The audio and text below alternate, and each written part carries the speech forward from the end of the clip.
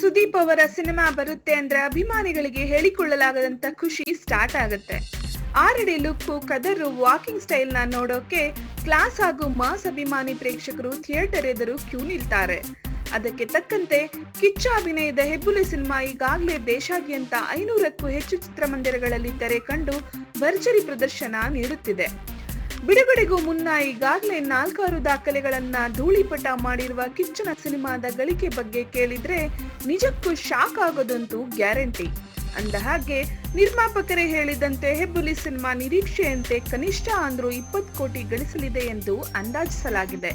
ಅಂತೂ crazy star Ravichandran ಜೊತೆಯಾದ ಅಭಿನಯ ಚಕ್ರವರ್ತಿ ಕಿಚ್ಚ ಸುದೀಪ್ ಅವರ ಹೆಬ್ಬುಲಿ ಸಿನಿಮಾ ಮೊದಲ ದಿನವೇ ಭರ್ಜರಿ ಪ್ರದರ್ಶನ ಕಾಣುತ್ತಿದ್ದು ವಾರದಲ್ಲಿ 20 ಕೋಟಿ ಗಳಿಸೋ ನಿರೀಕ್ಷೆ ಇದ್ದು ಈ ಮೂಲಕ ಮತ್ತೊಂದು ದಾಖಲೆ ಬರೆಯಲು ಚಿತ್ರತಂಡ ಕನವರಿಸುತ್ತಿದೆ.